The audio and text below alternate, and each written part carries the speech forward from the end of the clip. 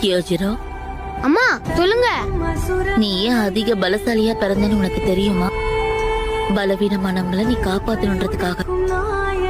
இறைவன் உனக்கு கொடுத்த இந்த பலத்தை வச்சு எப்பவும் மத்தவங்களை நீ காயப்படுத்த கூடாது. உன் சுயநலத்துக்காக யாரையும் காயப்படுத்த கூடாது.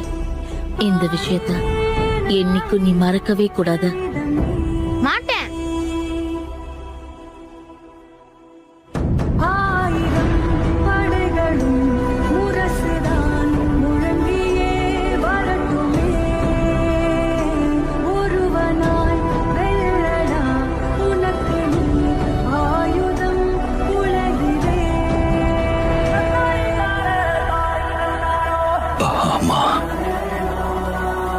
நான் செஞ்சது சரி நீங்க நினைக்கிறீங்களா? நீ என்ன பெருமைப்படுத்திட்ட கண்ணா.